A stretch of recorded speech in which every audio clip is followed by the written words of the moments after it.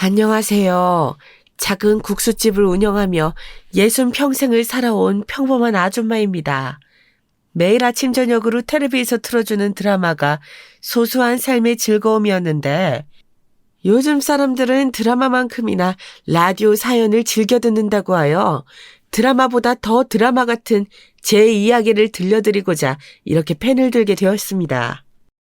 저는 인천의 평범한 가정집에 이남 3녀 중 장녀로 태어났습니다.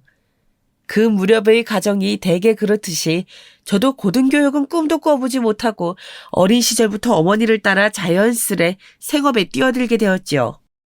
저는 공장에 가서 힘들게 교대 근무를 하는 또래 친구들보단 사정이 많이 나은 편이었어요. 어머니께서 우동, 국수집을 하나 자그마하게 운영하셨었거든요. 교대 근무 대신 어머니를 도와 국수집 일을 할 수 있었어요. 제 기억 속 어머니의 국수집은 아주 포근한 곳이었어요. 아침 장사는 공치는 날도 많았어요. 그럼에도 어머니는 365일 아침 장사를 고집하셨어요. 그러면 어머니의 말이 맞다는 사실을 증명이라도 하듯이 회사원이든 가난한 학생이든 꼭 한 명씩 걸음을 멈추고 가게를 들여다보곤 했어요. 학생, 춥죠? 그러면 어머니는 어김없이 살가운 태도로 인사를 건네셨어요. 그러면 학생은 화들짝 놀라면서 뒷걸음질을 쳐 멀어졌죠. 어머니는 그런 사람들의 마음을 잘 헤아리는 분이셨어요. 모두가 가난한 시절이었거든요. 괜찮아요. 돈은 나중에 줘도 되니까 들어와서 한 그릇 먹고 가요. 처음에는 의심의 눈초리를 보내던 학생도 사연 있는 신입사원도 나중에는 슬며시 찾아와서 외상을 달고 갔어요. 그중에는 계속 달리는 외상값을 감당하지 못하고 도망가는 사람도 있었고 혹은 미안해서 찾지 못하는 사람도 있었지만 월급날이든 용돈을 받는 날이든 쌈짓돈을 구깃구깃 모아가지고 오는 사람이 더 많았어요. 특히 가난한 학생들이 어머니께 그렇게 잘했어요. 아침 장사만 하신 건 물론 아니었어요.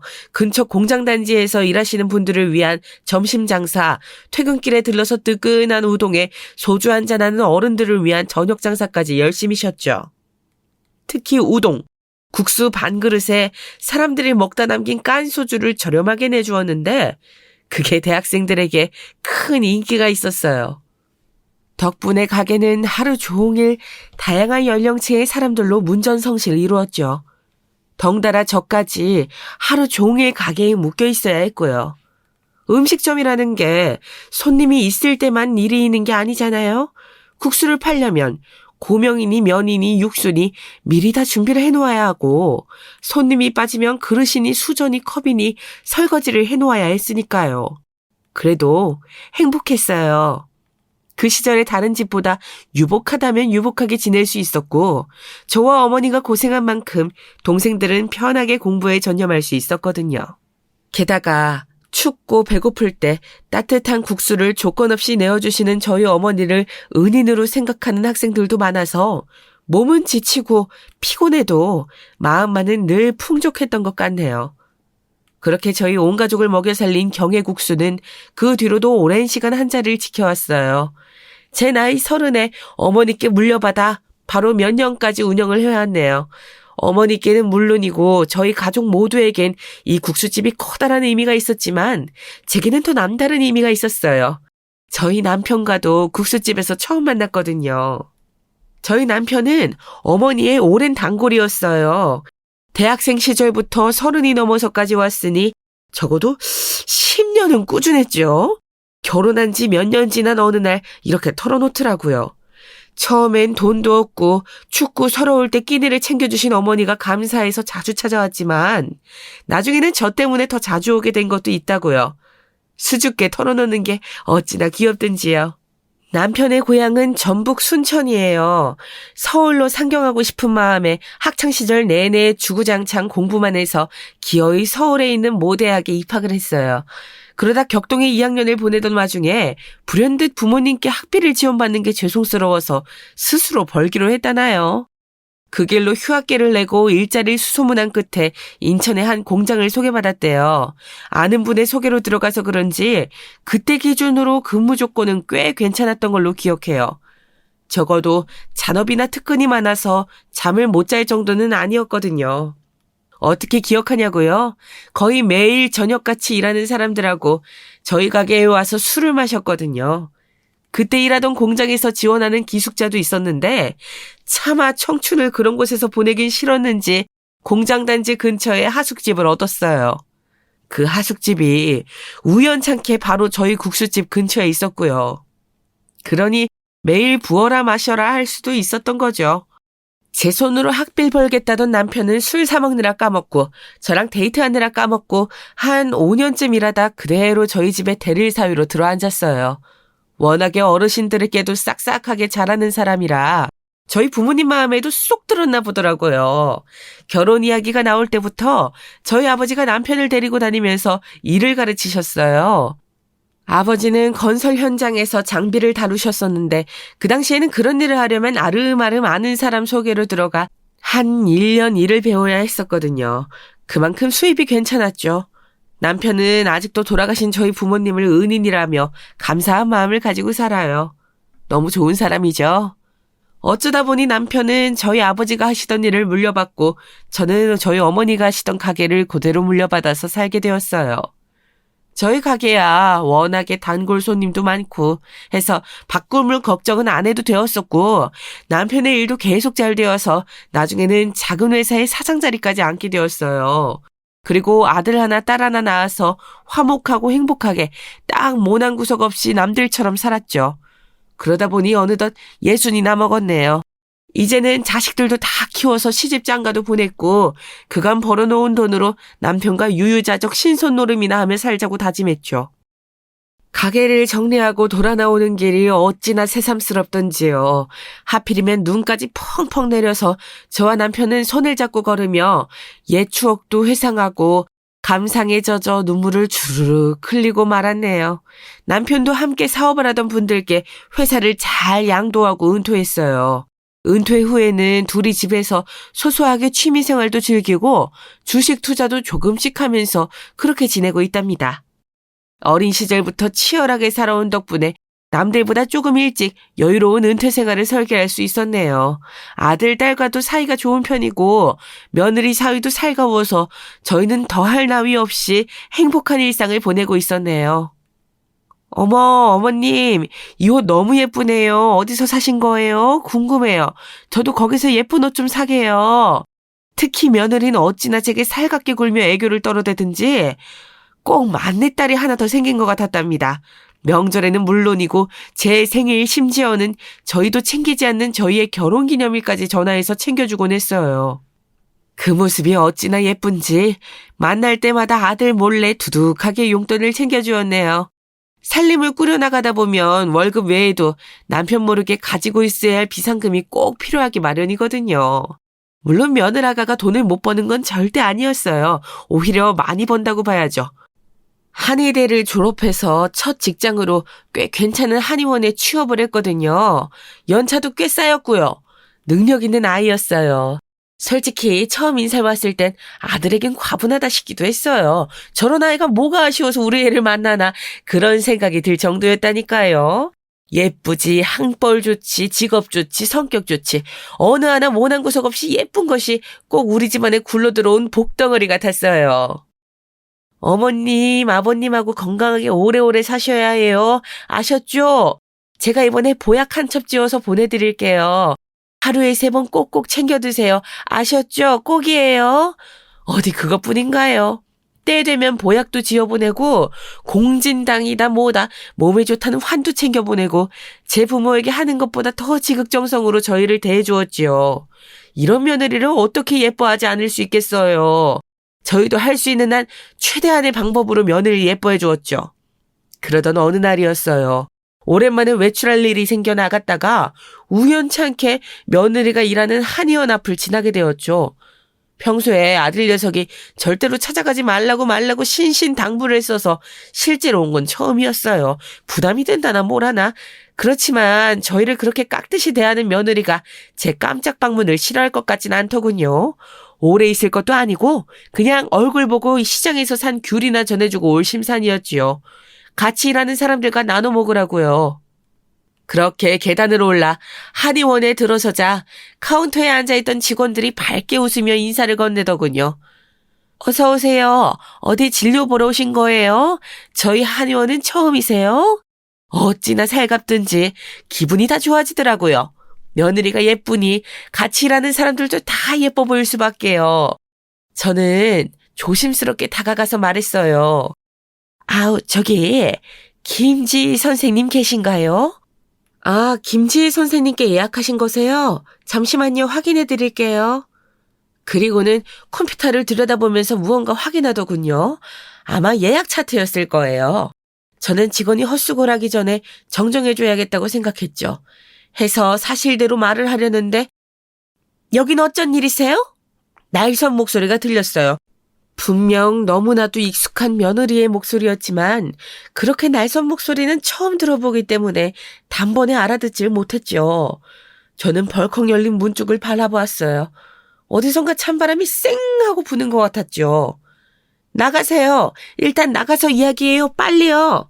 너무 당황스러워서 머리가 멈춰버리더군요. 며느리는 저를 마치 잡상인, 아니 빚쟁이라도 되는 것처럼 쫓아내버렸어요.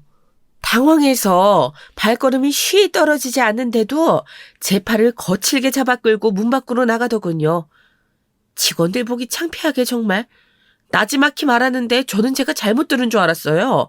한마디도 못하고 며느리의 손에 개처럼 질질 끌려나갔죠. 문전박대를 당하고서 너무 서러운 마음에 며느리를 돌아보자 그곳에는 난생 처음 보는 얼굴의 며느리가 서 있었어요. 어머니, 제가 분명히 남편을 통해서 전달해드린 것 같은데요. 절대로 여기 오지 마시라고요. 못 들으셨어요? 아, 정말 여기 오시면 안 된다고요. 돌아가세요, 빨리요. 저 바쁘니까 멀리 못 나가요. 계단 막지 말고 얼른 내려가세요. 저 들어가 볼게요. 나중에 연락드릴게요. 자기 할 말만 우다다다 쏟아내고서는 휙 몸을 돌려 한의원 안으로 들어가 버리더군요. 저는 너무 당황스러운 나머지 부끄럽게도 눈시울이 붉어졌어요. 서럽더군요. 살면서 이렇게 서러운 일이 또 있었나 싶었어요. 맹세코 없을 거예요. 쿵쾅거리는 심장을 부여잡고 떨리는 손으로 겨우 난간을 잡아가며 계단을 내려왔네요. 2층에서 1층까지 내려오는데도 15분은 걸린 것 같아요. 다리가 풀려 주저앉지 않은 게 다행이었죠. 저는 일단 떨리는 몸을 이끌고 집으로 향했어요. 그대로 거리에 있다가는 정말 쓰러져 버릴 것 같았거든요. 겨우겨우 집에 도착한 저는 그대로 정신을 잃고 며칠 알아누웠어요. 남편이며 아들이며 제게 무슨 일이냐고 물었지만 저는 그냥 몸살이 걸렸나 보다 하면서 말을 돌렸죠. 죽 한 숟가락 떠먹고 자고 또 잠깐 깨서 물 한 모금 마시고 자고 그런 생활을 며칠이나 반복했어요. 며느리에게는 단 한 통의 연락도 오질 않더군요. 얼마나 그렇게 누워서 지냈을까요? 머리가 차갑게 식더군요. 제가 알던 며느린 대체 어디로 가버린 거죠? 정말 이상했어요. 제게 벌어진 이 상황을 납득할 수가 없었죠. 저는 며느리가 제게, 아니 저희 가족에게 숨기는 비밀이 있을 거라고 확신했어요. 그렇지 않고서야 이렇게 하루아침에 돌변할 수는 없는 거잖아요. 그날 이상한 태도를 보인 이후에 단 한 번도 연락이 없었으니까요. 뭘 숨기고 싶은 건지 그게 뭔지 알아내야 했죠. 저는 겨우 몸을 일으켜 냉장고를 향했어요. 남편이 사다 놓은 죽을 꺼내 가스레인지에 돌렸죠. 일단 몸을 움직이려면 든든히 먹고 기력부터 찾아야 하니까요. 죽을 싹싹 긁어먹은 저는 휴대폰을 찾았어요. 그리고 몇 군데 전화를 돌렸죠. 아, 안녕하세요. 잘 지내셨죠? 너무 오랜만에 연락드리는 것 같아요. 오, 이게 누구야? 오랜만입니다. 별일 없으시죠?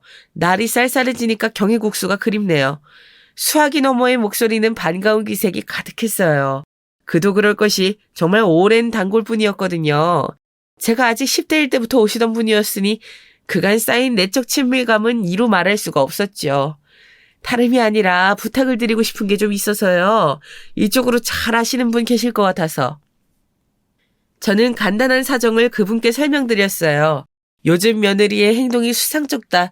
뭘 하고 다니는 건지 모르겠다. 뭐 그런 내용이에요. 제 이야기를 가만히 듣고 계시다가 흔쾌히 이렇게 말씀하시더라고요. 그런 거라면 전문인 후배가 있죠.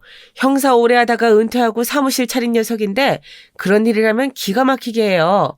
증거 수집이 주특기인지라 물론 법에 위배되지 않는 선에서요.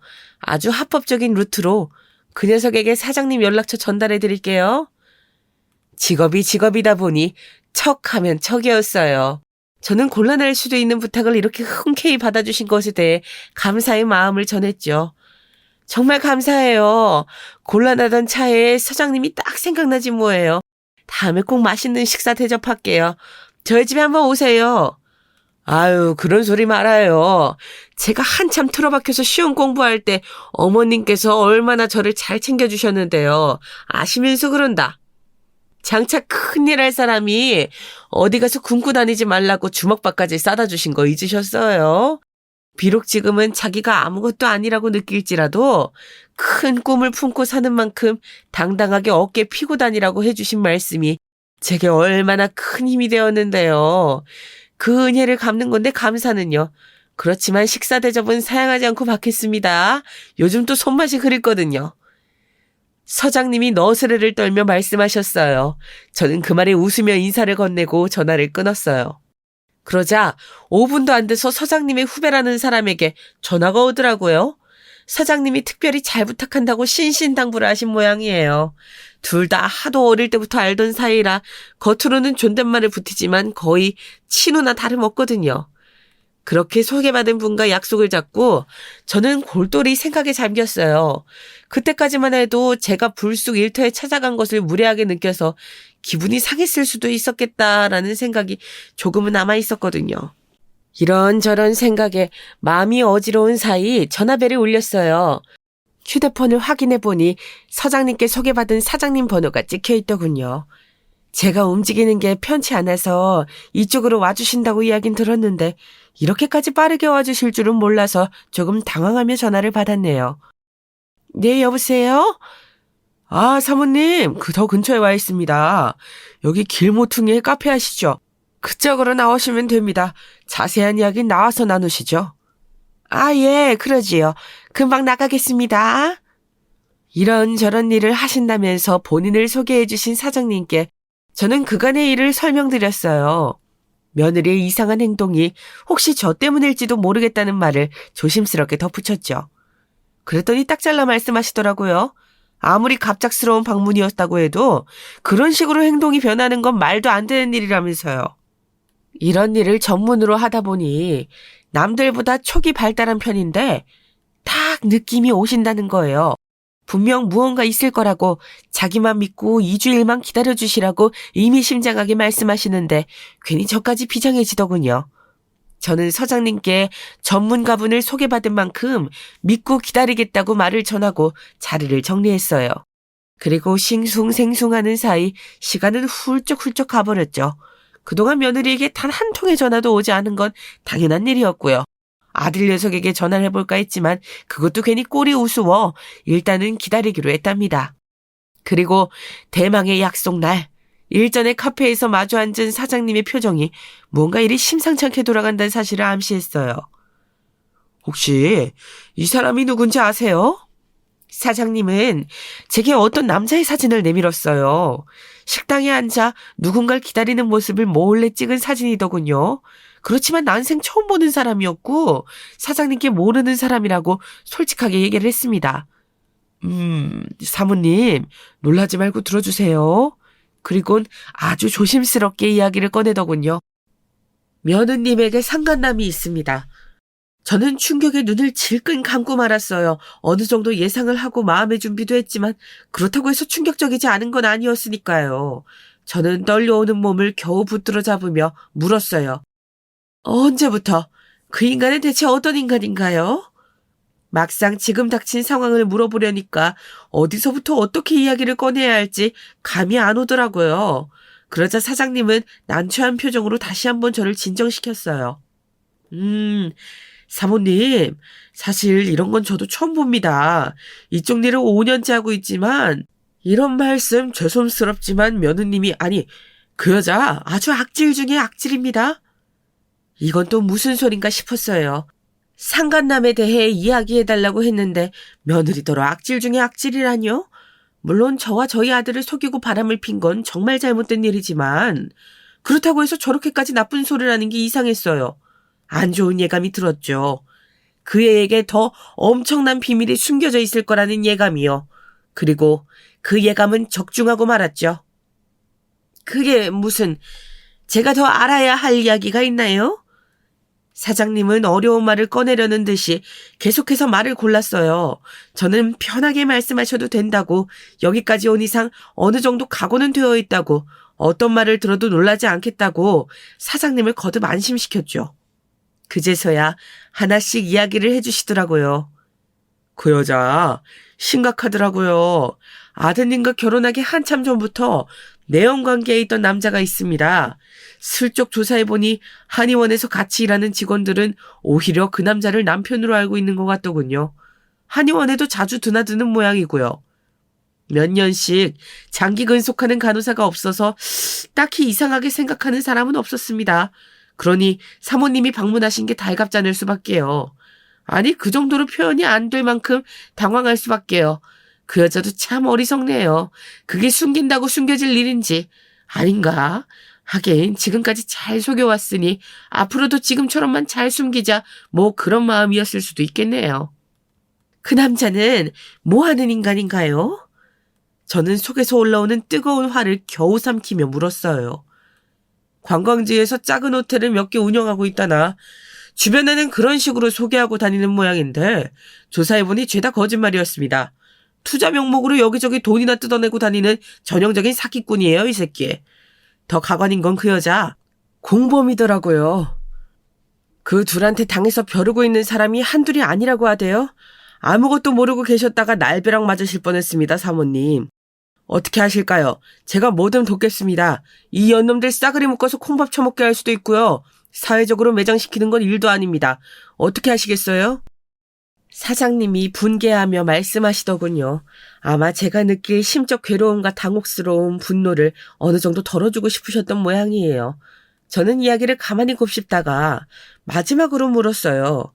그런 여자가 대체 왜 저희 아들과 결혼한 건지 이해할 수가 없었거든요. 그럼 저희 아들과는 왜 만난 걸까요? 혹시 결혼을 통해 뭔가 빼먹으려고 그런 거였을까요? 솔직히 모르겠습니다. 지금까지와는 다른 패턴을 보이고 있거든요. 혹시 모르죠? 과거를 싹 청산하고 평범하게 살아보려고 했는지도요. 그러려면 먼저 그 남자와의 관계를 먼저 정리할 것이지 어이가 없네요. 저는 결심했어요. 그 여자에게 직접 물어보기로요. 여기서 우리끼리 추측하고 망상한다고 해서 해결될 일이 아닌 것 같았거든요. 이러고 앉아있는 사이에도 불쌍한 아들 녀석은 그 여자에게 사랑한다며 다정한 눈길을 보내고 있겠구나. 그렇게 생각하니 충격에 멍 때리고 있을 틈이 없었어요. 그 여자가 저지른 일들, 사기든 바람이든 싹 다 정리해서 받아볼 수 있을까요? 증거가 될 만한 것들이요. 사례는 톡톡히 할게요. 부탁드립니다, 사장님. 제가 고개를 숙이며 부탁하자 사장님이 놀란 목소리로 말씀하셨어요. 아이고, 사모님 이러지 마세요. 이러면 제가 서장님을 뵐 면목이 안 섭니다. 제가 현직에 있을 때부터 서장님께 얼마나 도움을 많이 받았는데요. 부득이한 사정으로 일 그만두고 막막할 때 이 일을 추천해 주신 것도 서장님이셨어요. 그리고 물심양면으로 저를 도와주셨죠. 그 은혜를 갚는다고 생각하고 있습니다. 그러니 사모님, 제발 고개 드세요. 이러시면 제가 정말 면목이 없습니다. 아무리 그래도 그렇지. 이렇게 중대한 일을 도와주시는데. 사모님 국수가 그렇게 맛있다면서요. 서장님이 어찌나 자랑하시는지 그걸 여태 못 먹어본 게 제 한입니다. 이번 일 잘 끝내고 저 뜨끈하게 국수나 한번 말아주세요. 저는 그거면 됩니다. 그렇게 말씀하시면서 허허 웃으시는데 어찌나 감사하던지요. 서장님이 괜히 이분을 소개시켜 주신 게 아니구나 싶더라고요. 저는 거듭 감사를 드리면서 자리에서 일어났어요. 이 일은 사장님께 맡겼으니 이제 저는 제가 할 수 있는 일을 하기로 했죠. 먼저 아들에게 전화를 걸었죠. 여보세요? 아들. 엄마야. 엄마가 아들 너무 보고 싶어서 그런데 오늘 퇴근하고 와줄 수 있을까? 혼자 와. 아들한테 할 말도 있고. 그래. 끊어. 좀 이따 보자. 어떻게 전해야 할지 모르겠지만 일단은 그 여자와 떼놓아야 하겠다 싶어서였죠. 증거를 모으고 그 여자에게 지옥을 선사할 때까지 아들에겐 비밀로 할까 생각도 해봤지만 그건 차마 아들에게 못할 짓 같아서 어렵더라도 오늘 이야기해야겠다 싶었어요. 그 악랄한 여자랑 며칠을 더 같이 살게 하기도 싫었고요. 아들은 별 의심 없이 그러겠다고 대답을 했어요.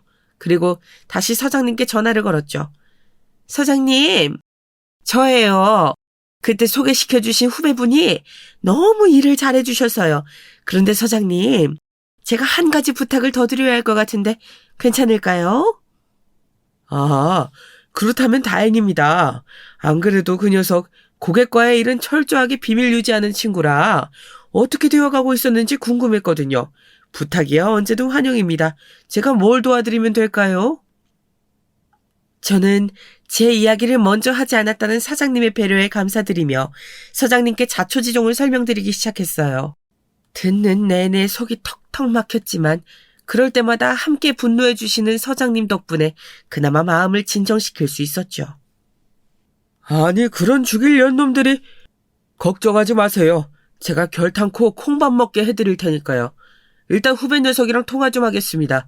증거 수집 철저히 하라고 다시 한번 당부할게요. 걱정 팍 붙들어 놓으시고 제 연락만 기다리고 계세요. 예, 서장님. 감사해요. 감사하긴요. 그런 나쁜 년놈들 잡아 쳐넣는 게 제 일이지 않습니까? 소중한 제보에 감사드릴 따름이죠.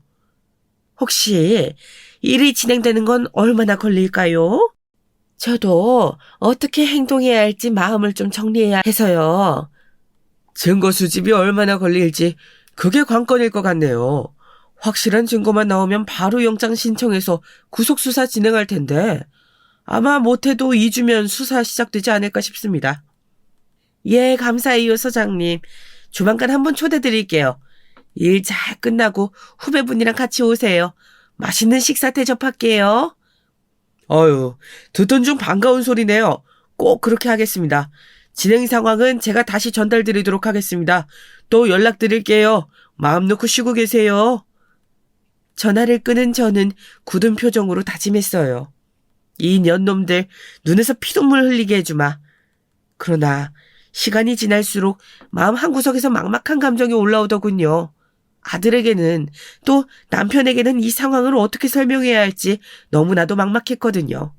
오늘따라 하늘이 야속하기만 했죠. 그렇게 신세 한탄을 하는 사이에도 시간은 꾸준히 흘러 어느새 아들의 퇴근 시간이 다 되었어요. 잠시 기다리고 있자 초인종 소리가 울리더군요. 어머니, 저 왔어요. 아들이었어요.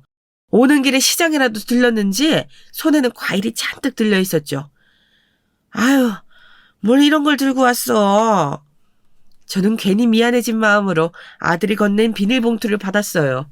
그 안에는 제가 좋아하는 귤과 샤인머스켓, 사과가 한가득 들어있었어요. 이렇게 따뜻하고 다정한 아들에게 그런 잔인한 현실을 이야기해야 하는 지금의 상황이 너무나도 괴로워서 견딜 수가 없었어요. 아들 녀석은 아무것도 모르고 되려 저를 걱정하더군요. 엄마, 표정이 안 좋네. 혹시 어디 아파요? 병원이라도 다녀왔어? 제 나이가 나이이니만큼 아들이 제 건강에 신경을 많이 썼거든요. 건강검진도 꼬박꼬박 보내주고 영양제도 한아름 사다 주고요. 아니야 그런 거. 일단 앉자. 피곤하지?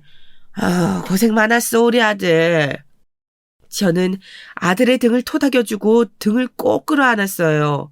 그런 여자인 줄도 모르고 까마득히 여태 살았으니 안쓰러웠죠.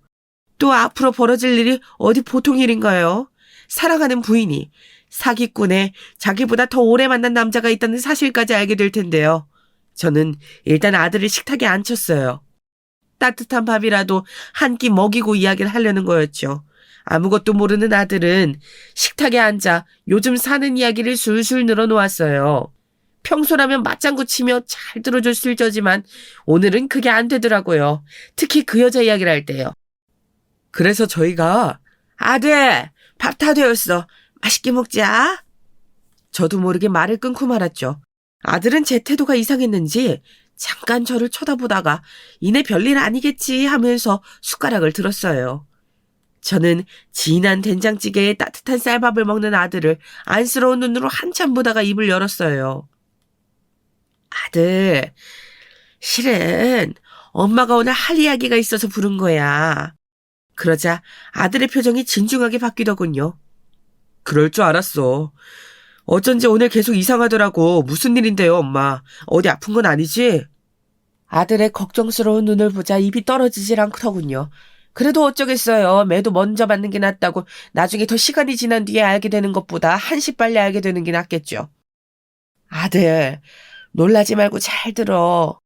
엄마 말 끊지 말고 차분하게 끝까지 듣는다고 먼저 약속해.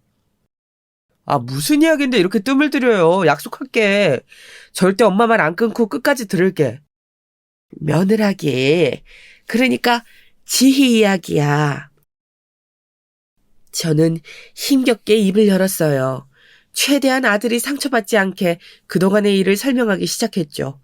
처음 한의원에서 보여준 이상한 태도부터 서장님께 부탁해 뒤를 캔 사실까지요. 처음에는 제게 뒷조사까지 시킨 거냐며 화를 내던 아들 녀석도 그 여자의 파렴치한 이중생활에 관해 듣게 되자 얼굴이 파랗게 식더군요. 결혼 전에 오래 만나던 남자가 있다는 얘기를 듣고는 거의 폭발할 듯이 온몸을 떨었어요. 듣자 하니 그 남자를 본 적이 있다고 하더라고요. 지방에서 호텔 운영하고 있는 사촌 오빠라고 소개를 했다나? 다정하게 구는 게 이상하긴 했지만 원래 사이가 좋은 사촌 남매 지간이었거니 했대요. 정말 파렴치하죠. 지 남편에게 내연남을 당당하게 소개시켜주다니요.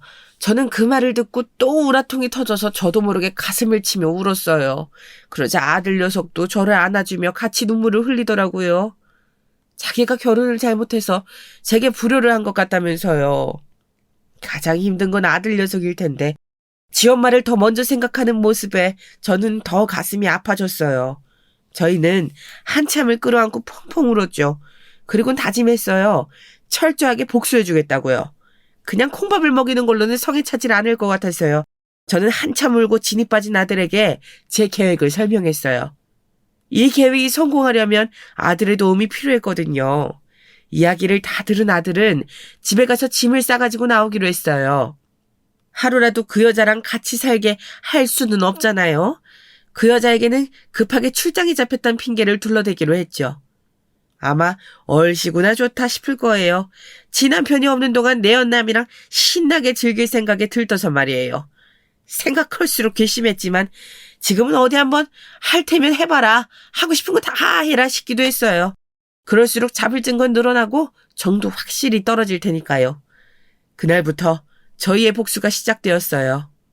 우선 가장 먼저 한 일은 그 여자의 사회적 지위를 추락시키는 일이었어요. 사기꾼 주제에 꼴의 한의사라고 남들을 우습게 보면서 하대하는 꼴을 더 봐줄 수 없었거든요. 이 일은 후배 사장님이 맡아서 해주셨어요. 한의원 직원분들에게 SNS 메시지로 은근하게 소문을 내기 시작한 거예요.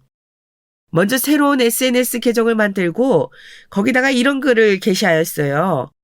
안녕하세요. 한의사의 탈을 쓴 사기꾼에게 대해 폭로하고자 이 같은 글을 게시합니다. 인천 소재의 한 한의원에서 일하고 있는 김모 씨는 수억대 사기의 주범입니다. 공범인 최모 씨와 내연 관계에 있으며 둘은 각자의 가정이 있습니다.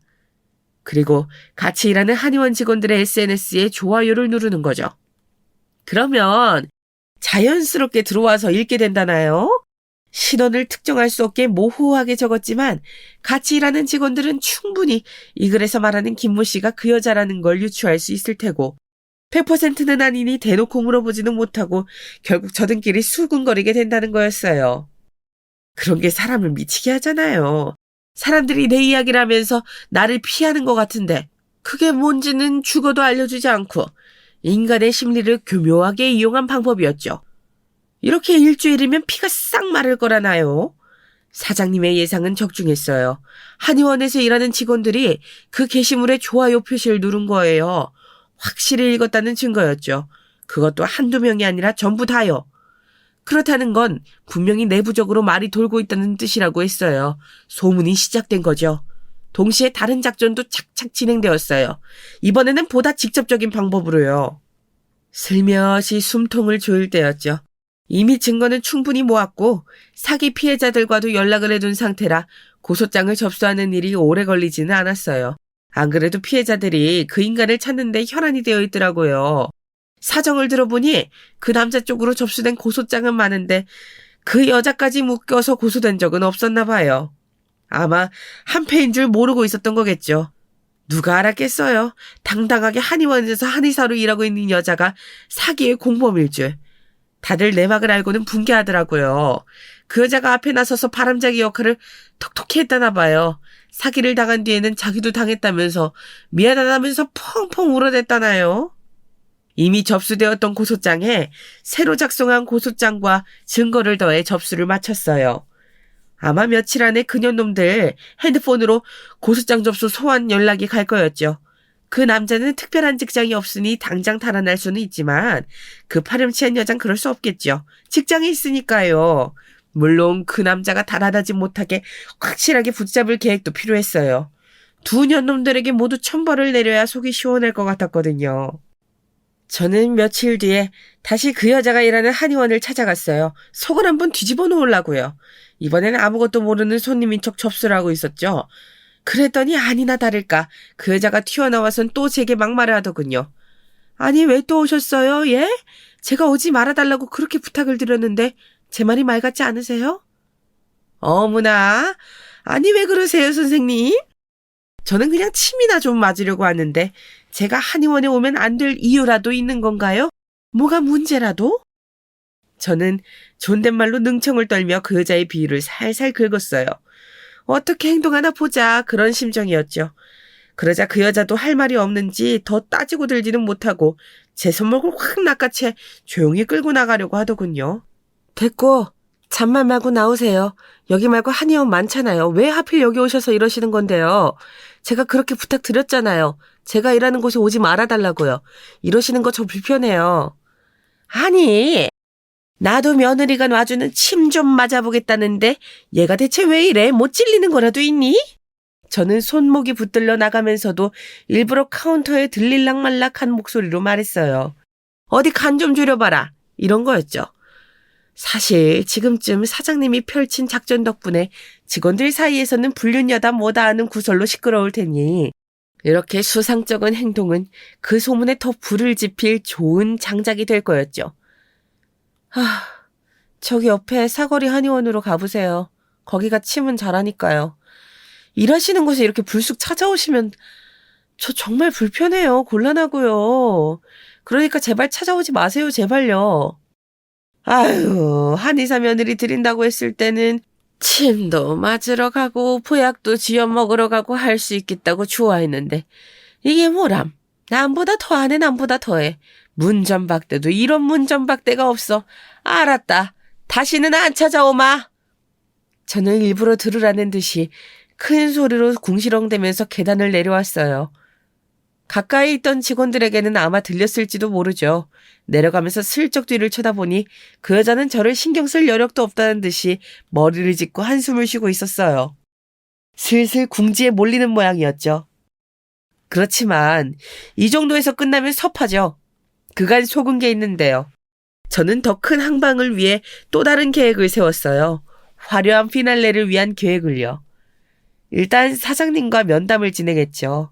사장님, 그 년놈들이 같이 있을 때 급습하고 싶거든요. 기왕이면 그때 구속영장도 딱 들이밀면 좋겠고요. 어떻게 좋은 방법이 없을까요? 그건 서장님과 이야기를 해봐야 할 것 같긴 한데 지금 아드님은 출장한 걸로 위장했다고 했죠? 예, 지금 저희 집에서 지내고 있어요. 그러면 그 여자는 10중 8구 내연남을 집으로 끌어들일 겁니다. 밀회를 위해서요. 되게 바람치한 인간들은 그러기 마련이거든요. 저희는 집 근처에서 망을 보다가 내연남을 집으로 끌어들인 순간 집으로 급습하면 될 것 같습니다. 집 비밀번호도 알겠다. 가장 확실하게 현장을 잡을 수 있는 방법이죠. 다만 아드님께는 좀 잔인한 일이 될 겁니다. 저도 그 점이 마음에 걸렸어요. 그렇지만 그보다 더 확실한 방법은 없을 것 같았죠. 그 둘을 한꺼번에 잡아들이지 못하면 분명 꽁문이 빠지게 도망칠 테니까요. 사장님께 아들 녀석은 제가 어떻게든 설득할 테니 그대로 일을 진행하는 걸로 하자고 말씀을 드렸죠. 서장님께는 제가 잘 말씀드려보겠습니다. 그 년놈들이 집에 들어간 순간 바로 출동할 수 있게끔요. 이미 고소장도 접수되었고 구속수사 지시 떨어졌으니 2인조 사기꾼 팀을 체포한다는 명목이면 타이밍 맞춰서 형사 한두 명은 무리 없이 투입할 수 있을 겁니다. 저는 거듭 감사 인사를 전하고 집으로 돌아왔어요. 아들에게 허락을 구하기 위해서였죠. 아무래도 아들 녀석의 집에 그 남자를 끌어들일 덫을 놓은 거나 다름없으니까요. 이제 와서 뭘 걱정하고 그러세요. 저는 그 두 년놈들 잡아 족칠 수만 있으면 무슨 짓이든 하죠, 엄마. 그렇게 하자고 해요. 내가 그 꼴을 두 눈으로 확인해야겠으니까. 대신 사장님한테 망은 제가 보겠다고 해주세요. 이건 내가 해야 될 일이야. 다른 사람한테 맡길 수는 없어요. 끝맺음은 내가 확실하게 해야죠. 우려와는 다르게 아들 녀석은 흔쾌히 그러자고 했대요. 오히려 자기가 나서서 망을 보겠노라고 주먹을 부들부들 떨며 호언장담까지 하더군요. 속에서 우라통이 터지는데 마땅히 분출할 곳을 찾지 못한 게 한이 되는 모양이었어요. 복수할 수 있는 구석을 찾고 있었겠죠. 저는 아들의 뜻을 존중해 그리하라고 했고 사장님은 조금 우려되긴 하지만 저희의 뜻이 가장 중요하기 때문에 존중한다고 해주셨죠. 그리하여 아들의 잠복 작전이 시작되었어요. 아들 녀석은 퇴근 시간마다 렌트한 차를 집 근처에 주차시켜놓고 그 여자를 기다렸어요. 수상한 행적을 보일 때까지요. 처음 며칠은 아예 집도 들어오질 않았더군요. 이미 정이 떨어질 대로 떨어진 아들 녀석이었지만 그래도 상처가 크긴 했나 봐요. 힘들어하는 모습을 옆에서 보기 괴로웠지만 그래도 어쩌겠어요. 이미 돌이킬 수 없어진걸요. 저는 힘들면 지금이라도 사람을 시키면 된다고 네가 꼭 그럴 필요 없다고 이야기했지만 아들 녀석은 끝내 뜻을 굽히지 않더군요. 자기가 직접 현장을 확인해야겠다면서요. 그렇게 잠복한 지 4일째 마침내 불륜의 꼬리를 잡을 수 있었죠. 그 년놈들이 다정하게 팔짱을 끼고 아들의 집으로 들어간 거예요. 아들 녀석은 분개할 표정으로 그 남자의 부인에게 전화를 걸었어요. 이것 또한 미리 약속이 된 거였죠.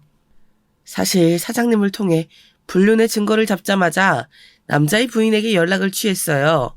당신의 남편과 내 며느리가 바람을 피우고 있다. 그것도 꽤 오래된 사이 같다. 뭐 그런 이야기를 전했죠. 자초지종을 듣고 난 여자는 처음엔 조금 경계하는 듯 했으나 핸드폰으로 전송한 몇 장의 증거 사진을 보고는 끝내 그럴 줄 알았다면서 안 그래도 이혼을 준비하고 있었는데 이번 기회에 정말 끝장을 내야겠다면서 분개하더라군요. 내심 다행이었어요. 사기꾼인 걸 알고도 가정을 이룬 거면 어쩌나 같은 편으로 포석하기 힘들겠다 하는 생각도 없진 않았거든요. 저희는 미리 만나서 약속을 정했어요. 불륜의 현장을 급습해서 빼도 박도 못하게 만들자는 약속이요. 그럼 그 남자는 구속이 될 테고 피해자들에게 합의금도 물어야 할 테니 빨리 이혼 서류에 도장을 찍고 재산을 분리해 놓으라는 이야기도 함께 전했죠. 적어도 제가 보기에 그 여자는 잘못한 게 없어 보였거든요. 사장님도 그분에게는 공범의 정황이 보이지 않는다고 했고요. 다행이라면 다행인 게 이미 한참 전부터 몰래 이혼 준비를 하느라 재산 분할을 어느 정도 마친 상태였더라고요. 덕분에 홀가분한 마음으로 작전을 실행할 수 있게 되었죠. 그렇게 전화를 받고 불이 나게 달려온 그 남자의 부인과 함께 집을 급습했어요. 둘이서 아주 난리가 났더군요. 홀딱 벗은 채로 이도저도 못하고 있는 둘에게 큰 소리를 치며 카메라를 들이밀었어요. 이 쌍년아, 내가 이럴 줄 알았다. 감히 내 아들의 침대에서 이딴 짓을 해? 이게 무슨, 여보. 두 년놈들이 당황해서 말도 제대로 못하고 옷을 주워 입지도 못한 채로 어정쩡하게 저희를 올려다보더군요. 여보, 그게 아니라. 그 남자는 뭐라고 변명을 하려다가 자신의 꼴을 상기했는지 말을 잇지 못하더라고요. 사기꾼의 혓바닥도 이럴 때는 도리가 없는가 보지? 제가 비아냥대자 그 염치 없는 년이 오히려 큰 소리를 치더군요. 대체 이게 뭐 하는 짓이세요, 어머니? 카메라 치우세요. 치우시라고요. 그리고 당신 출장 간다면서 다 거짓말이었어? 내 약점이라도 잡으려고 그런 치졸한 짓을 꾸민 거야? 정말 그런 거야? 치졸한 짓? 김지희 너 진짜 끝까지? 아주 적반하장이 따로 없더군요. 하긴 저 정도로 낯짝이 두꺼워야 사기꾼도 하는 거고 사기 결혼도 하는 거겠죠. 아들은 말문이 막히는지 욕도 하지 못하고 한숨만 푹 쉬었어요.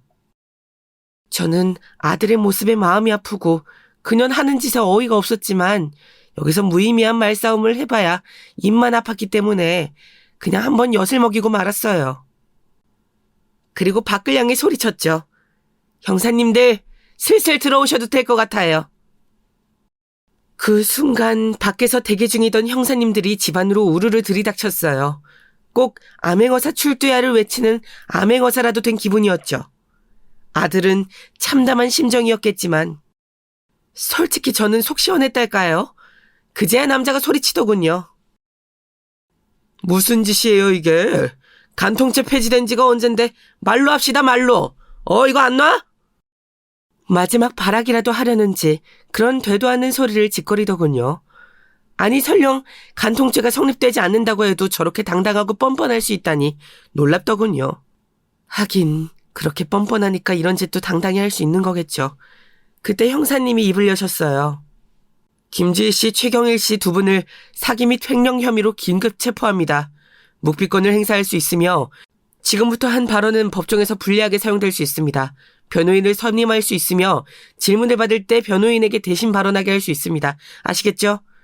변호인을 선임할 수 없는 경우에는 국선 변호인이 선임될 거고요. 이해하셨죠? 그러자 옆에서 망연자실 앉아있던 그 여자가 화들짝 놀라더군요. 저도요?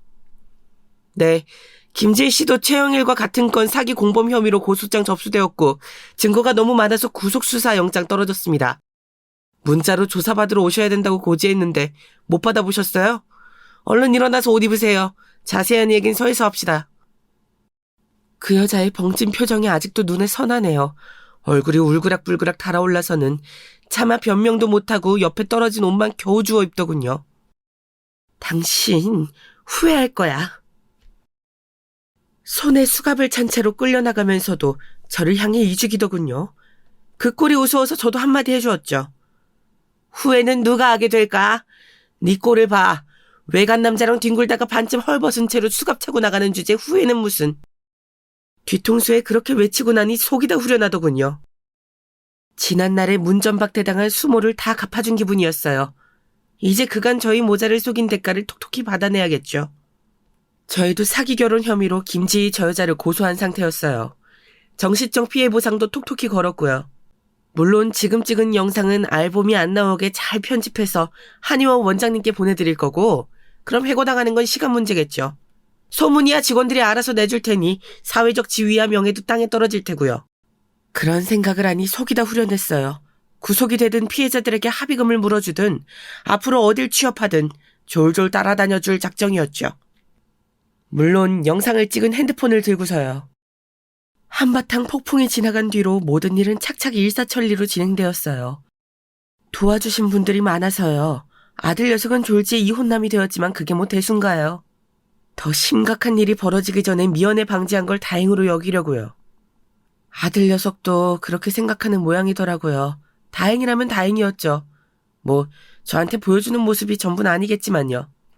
그 속이 어디 제 속이겠어요.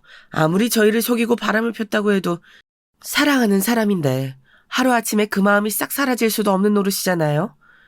자기가 가장 속 쓰릴 텐데 괜히 저나 남편이 받을 충격을 더 생각하는 것 같아서 마음이 또 어렵더라고요. 스스로를 먼저 다스리면 좋을 텐데요.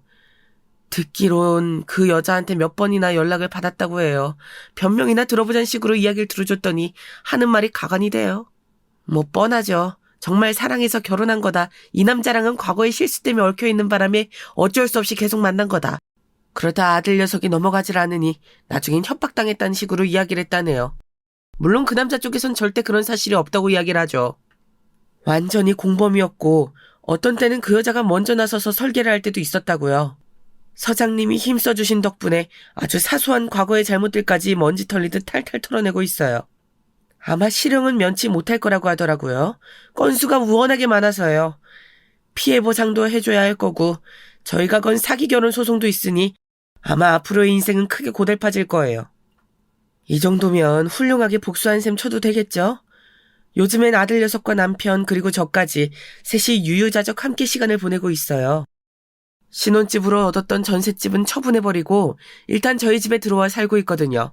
그쪽으로 머리도 두기 싫다나요. 그럴만도 하죠. 다시는 겪고 싶지 않을 경험을 했으니까요. 이제 다시는 결혼 같은 거 생각도 하기 싫다고 학을 떼네요. 평생 부모님이나 모시고 살면서 하고 싶은 거 실컷 다 할 거라나요. 저는 아들 녀석이 기죽지 않고 제2의 인생을 씩씩하게 살아낼 수 있도록 최선을 다해 도와줄 생각이에요. 저희 행복하게 잘 살 수 있겠죠? 지금까지 길고 긴 파란만장한 제 사연이었습니다. 끝까지 함께 들어주시고 공감해주시고 환해주신 구독자 여러분께 감사 인사드리면서 사연 마치겠습니다. 감사합니다. 안녕하세요. 얼마 전에 아주 오랜만에 만나게 된 지인 모임이 있었어요. 이런저런 사는 이야기들을 주고받았는데 제 옆에 앉아있던 이가 문득 이런 말을 하더라고요. 자기는 제일 싫어하는 말이 네 원수를 사랑하라. 이거래요. 그러자 그 자리에 있던 이들 중 딱 절반이 동조했고 나머지 절반은 동조하지 않았습니다. 한참 다른 이들의 의견만 듣고 있던 제가 이렇게 말했습니다. 착한 마음을 가지고 사는 거 물론 좋지. 그런데 사람 마음이라는 게 책에 나오는 근사한 이론처럼 흘러가는 게 아니더라. 네 원수를 사랑하라는 말 나도 별로인 것 같아. 그리고 개인적으로 정말 싫어하는 말이 나도 한 가지 있는데 그게 뭔지 알아? 바로 피는 물보다 진하다는 표현이야. 난 이것보다 부질없는 것도 세상에 참 없을 거라는 생각이 들더라. 평소와 다른 저의 기색을 느낀 것인지 지인들이 살짝 어리둥절해하는 것 같았어요. 저는 괜히 쓸데없는 말을 얹은 건가 싶어서 금세 후회가 되었지만 그건 순전히 제 진심에서 우러나온 말이긴 하였습니다. 어렸을 적에는 제가 나중에 커서 번듯한 지인 모임을 가지는 어른이 될 거라곤 상상을 못했었던 것 같아요. 우선 가난한 편이었거든요. 비단 돈이 없는 경제적 빈곤을 겪고 있었을 뿐만 아니라 지식적인 면에서도 일상을 살아가는 데 도움이 되는 다른 측면들에서도 저는 꽤 결핍을 겪는 아이였습니다. 그 언젠가 불우이웃의 현황을 알려주는 텔레비전 프로그램을 보는데 스튜디오에 나온 연예인들이 불우이웃들을 보면서 무척 안타까워 하더라고요. 나라에서 지원해주는 것들이 있는데 신청만 하면 도움을 받을 수 있었을 텐데 왜 그렇게 답답하게 힘들게 지내왔는지 모르겠다면서 죄다 탄식을 뱉었습니다. 그건 가진 자들의 시선이에요. 아는 자들의 생각이죠. 못 배우면 모릅니다. 도대체 나라 경제가 어떻게 돌아가는 건지, 정치가 어떻게 되어가고 있는 건지, 무슨 제도가 생겨나고 있는 건지, 어떻게 해야 나라 돈을 받아먹을 수 있는 건지 정말로 가난한 사람들은요. 이걸 알지 못해요. 스마트폰이 전 연령층에 자리 잡은 현재에 와서도 그 현상은 유효합니다. 그러니 과거에는 어땠겠나요? 그야말로 무지했죠. 그냥 가난하게 태어나서 보고 자란 세상이 그게 다인 줄 알고 사는 거였어요. 살면서 좋은 사람들을 만나거나 좋은 기회를 잡거나 공부에 두각을 보이거나 이런 명확한 탈출 방법들이 있었으나 제 친정 식구들을 비롯한 제 주변인들은 대부분 해당되지 못했습니다. 집에 방이라는 게 따로 없었어요. 문이 존재하는 독립공간은 오로지 화장실뿐이었죠. 그런 구조의 집에서만 저는 성인이 될 때까지 살았습니다. 공부를 잘하지 못했어요. 불행 중 다행인 건 불량하진 않았다는 거죠. 제 친정언니, 오빠 전부 학창시절과 청춘을 아무렇게나 사는데 허비하였습니다. 내내 보고 자란 그들을 닮아가지 않았다는 건 제가 타고난 본성 자체가 탈선과는 멀었듯 싶네요. 친정 부모님의 사랑 온전하게 받아본 적이 없었어요. 하루하루 세상을 원망하고 불평하면서 간신히 벌어먹고 살기에 급급했으므로 자식들 중에 막내라고 한들 굳이 예뻐하면서 아껴주면서 없는 돈을 투자해줄 여유 따위는 친정 부모님께 없었겠지요. 어른이 되어서는 두 분을 이해하게 되었으나 학창시절에는 많이 서러웠어요. 애정결핍이 늘 있었던 것 같네요. 아무도 저를 챙겨주지 않았고 정말 알아서 살았습니다. 돈이 필요하면 아르바이트를 해서 벌어야 했어요. 그렇게 되면 자연히 공부할 시간은 더 줄어드는 것이었죠. 대학은 언감생심 꿈꾸지 않았던 것 같아요. 성인이 되자마자 저는 일자리부터 잡았습니다. 지방에 있는 대기업 이름을 단 공장이었어요. 일부러 집에서 탈출하고 싶어서 기숙사 제도가 있는 곳을 더욱 택했죠. 처음 월급을 받고서 통장에 찍힌 숫자들을 봤을 때 정말 길바닥에서 엉엉 울었어요. 너무 좋아서요. 그리고 신기해서요. 몸이 아픈 줄도 모르고 피곤한 줄도 모르고 열심히 일만 했습니다. 그러다 보니 제가 다른 분들의 눈에 들어왔나 봐요. 어느 날 고참 언니가 저한테 오더니 그러더라고요.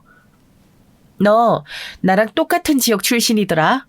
내가 지금 여기서 아예 자리를 잡았지만 아직 고향 친구들, 지인들하고 매일 연락하면서 지내거든. 다른 게 아니고 너 혹시 남자친구 만들 생각은 없어? 쭉 지켜봤는데 네가 성실하고 책임감도 강한 것 같아서 괜히 이상한 남자들 꼬임에 넘어가기라도 할까봐. 그 생각하니까 너무 아까운 거야. 네가 일할 줄만 알지 남자는 모르잖아? 이런 상태가 제일 위험하다. 그러니까 혹시 생각 있으면 나 통해서 남자친구 한번 만들어봐. 남자친구요? 저는 제가 못난 탓인지 가족도 친구도 누구 하나 의지할 상대를 가져본 적이 없어요. 그런데 연애라니 너무 딴세계 얘기 같아요. 저랑은 상관없는 얘기 같아서 죄송한데 그냥 거절할래요. 저는 단호하게 거절했으나 고참 언니는 박박 우겨대면서 상대의 연락처를 저에게 건네주었어요. 이 지역을 떠나 다시 고향으로 돌아가게 된다면 연락이나 해보라면서 말이죠. 그 남자가 제 고향과 아주 가까이에 살았거든요. 저는 그런 소리까지 다 들어놓고서 그냥 잊고 살았습니다. 고참 어머니는 그 후로 반년 후 갑자기 일을 그만뒀고 사라졌어요. 제가 유일하게 편하게 생각했던 사람이었기에 너무 서운했습니다. 그래서인가 더 이상 그 일에 미련이 없어졌고 오래 할 일은 아닌 것 같아서 그만두었어요. 본가로 돌아왔지만 제가 돈을 모아왔을까봐 어디 주워 먹을 게 없을까 싶어서 눈에 불을 켜는 친정 식구들이 너무 싫어서 저는 기숙사가 제공되는 일자리를 구한 척 연기하면서 자취방을 구했습니다. 짐 정리를 하다가 문득 연락처에 적힌 종이를 발견했어요. 고참 언니가 생각이 났고 웬 용기가 솟은 저는 그 번호에 연락을 해보았습니다. 금방 받더라고요. 저보다 4살 위의 그 남자는 고참 언니의 먼 지인이었으며 별로 친한 사이도 아니었고 무엇보다 여자를 소개받는다는 건 꿈에도 모르고 있었어요. 어이가 없더라고요. 신기하게 닿은 인연 그냥 흘려보내기 아깝다는 상대의 말에 이끌려 한번 만나보았습니다. 그리고 시간이 지나 결혼까지 하게 되었네요. 저와 비슷한 환경에서 자라온 남편과 공감대가 많았어요. 심지어 남편은 저를 만나기 몇 달 전에 양친을 교통사고로 여인바까지 있었습니다. 둘 다 가정 안에서 애정결핍을 안고 살아왔기에 서로를 잘 보듬었던 것 같아요. 남편은 위로 결혼한 형이 있었으나 제가 보기에 형제가 별로 친하지 않았습니다. 남편이 말하기를 아주버님은 집안의 이단아 같다고 했어요. 없는 형편에도 혼자 꾸역꾸역 공부하고 일찍 돈 벌고 악착같이 살더니 꽤 안정적인 집안의 여자를 만나서 대릴 사위로 들어간 인물이었으니 딱 저처럼 살아온 남편하고는 결이 다르신 분이었던 거예요. 저는 형님과 여자끼리 나름 친목을 다져보고 싶었으나 그렇게 되지 않았어요. 아예 곁은 안 내주셨으니까요. 그래서 어색하고 경직된 사이로 계속 지냈어요. 저희 부부는 아들을 낳고 비록 풍족하진 않아도 알콩달콩 살아갔습니다. 저희 아이라서가 아니라 정말 똘똘하고 야무졌어요. 키울 맛이 낫달까요? 아이가 자랄수록 남편은 책임감을 느낀다면서 열심히 밖에 나가서 일을 했지요. 그렇게 세월이 흘러갔습니다. 모처럼 저희 세 식구가 외식을 하고 들어온 날이었어요. 그날 저희 아이와 남편이 나눈 대화가 기억이 나네요. 외식을 한 게 행복했는지 아이는 집에 오는 길에 콧노래를 흥얼거렸고 남편은 점점 머리가 커져가서 자기 의력을 피력하기 시작한 아이에게 이런 질문을 했습니다. 우리 도영이 혹시 아빠한테 그동안 서운한 거 있었으면 지금 털어놔봐. 그럼 아빠가 다 들어줄게. 아빠가 나한테 관심을 줬으면 좋겠어. 나한테 아빠는 신경을 안 써주는 것 같아. 그러자 아이가 내놓은 대답에 남편이 깜짝 놀랐었죠. 그런 말을 들을 줄은 몰랐다고 나중에 저한테 그러더군요. 아이를 위해서 늘 열심히 일을 하며 돈을 벌었고 아이가 친구는 누구를 사귀었는지 책은 얼만큼 읽고 있는지 이런 것들을 알고 있기도 했기 때문에 남편은 그런 식의 말을 아이로부터 듣게 될 거라고는 상상도 못했었대요. 아빠가 우리 도영이한테 얼마나 관심이 많은데 우리 도영이가 아빠를 잘 몰라서 그러는 거야. 아니야. 아빠야말로 나를 잘 모르잖아. 내가 친구랑 싸웠는지 안 싸웠는지 아빠는 한 번도 물어본 적 없었어. 좋아하는 책이 어떤 건지 물어봐 준 적도 없었고 내가 좋아하는 색깔이 뭔지도 아빠는 몰라. 엄마는 다 아는데. 그 소리를 듣고 남편은 깨달음이 왔었다네요. 어른의 시각과 아이의 시각이 다르단 걸 그때 알았고 아들하고 더 친하게 지내야겠다는 생각이 들었대요. 사실 저도 내심 놀라고 있었어요. 왜냐하면 제가 어렸을 적에 하던 생각을 제 아이가 똑같이 하고 있었기 때문입니다. 제발 가족들의 애정을, 그 관심이라는 것을 단 한순간만이라도 독차지하고 싶어서 아등바등하며 일부러 사고를 쳤던 적도 있었어요. 그런 저의 기질을 혹시 아이가 물려받은 것일까봐 속으로 남몰래 심장이 철렁했었네요. 그날 남편은 아이와 둘이서 많은 대화를 나누며 밤까지 즐겁게 놀았고 저는 그 모습을 보며 앞으로 더욱 좋은 엄마가 되어줘야겠다고 다짐했어요. 이 소중한 가정을 제가 잘 가꾸고 지켜나가고 싶다는 바람이 피어올랐죠. 하지만 정말 하늘도 무심하셨습니다. 바로 그 다음 날이었어요. 아이가 처음 팔이 아프다고 했던 게 말이죠. 그 전날이 행복한 외식 날이었기 때문에 제가 공교롭게도 시기를 정확히 기억에 남길 수 있게 되었던 것입니다. 팔이 아프다고는 하는데 정확히 어느 지점이 그런지 왜 그런지 심지어는 어느 정도로 아픈지도 아이는 묘사하지 못했어요. 그래? 도영아, 많이 아픈 거면 엄마하고 내일 병원 갈까? 아니야, 괜찮아. 팔이 좀 아프기는 한데 많이 아파서 못 참을 정도는 아니야. 아이고, 우리 기특한 아들. 괜히 엄마 아빠 생각한다고 아픈데도 안 아픈 척하는 건 아니지? 그러면 절대 안 돼. 병원에 가야 할 것 같으면 바로 엄마한테 말하기야. 알았지? 약속하자. 아이는 씩씩하게 굴었고 저와 새끼손가락을 걸며 약속까지 하였습니다. 그리고 2달이 지났어요. 아이는 여전히 이따금씩 왠지 모를 통증을 느끼고 있었습니다. 결국 병원에 데려갔지만 이렇다 한 진단명을 받진 못했고 진통소염제 같은 것만 자잘하게 처방을 받았어요. 시간이 좀 흐르자 나중에는 혹시 정신적인 문제가 아닐까 하는 가정마저 대두되었죠. 한창 자랄 시기에 부모를 비롯한 사람들에게 관심을 받고 싶어하는 욕구가 강해서 꾀병으로 발현된다는 것이었습니다. 어느 한 내과에서 그런 소견을 받고 났을 때 저와 남편은 믿지 않았어요. 그러나 가슴 한켠에는 저희 둘 다 집에서 더 사랑받고 싶었던 아이였던 과거를 보유하고 있기에 이런 점을 유전으로 물려준 것일까 봐서 걱정하는 마음이 깃들어 있었습니다. 그래서였을까요? 조금 더 지켜보기로 했어요. 사실 별다른 뾰족한 수가 없다고 생각하던 시기이기도 했기 때문에 더욱 심리적인 문제일 것이라는 가정에 힘이 실리기도 했습니다. 그러나 지금 생각하면 아이에게 너무 미안한 일이 되었죠. 그런 식으로 시간을 더 허비하면서 아이를 힘들게 하면 안 되는 것이었어요. 우리 효자 그 어린 나이에도 부모 걱정시키기 싫어서 웬만한 아픔을 꾹 참아 눌러서 지내고 있었던 거예요. 도저히 억누를 수 없을 정도가 되었고 가끔씩 팔에 힘이 쭉 빠지기도 하였으며 걷다가 주저앉기까지 하게 된 아이를 보며 저희 부부는 절망했습니다. 그제서야 그때가 되어서야 깨달았던 것이죠. 이건 뭔가 대단히 심각한 병이라는 사실을 말이에요. 이래서 무지는 죄라는 말이 있나 봅니다. 무지함에서 비롯된 안일함이 자식을 괴롭게 만들었으니 저희 부부는 부모 자격이 없었습니다. 그때부터 아이를 들쳐업고 무조건 큰 병원으로 갔어요. 대학병원에 찾아간 끝에 아이가 희귀질환에 걸렸다는 사실을 마주할 수 있었습니다.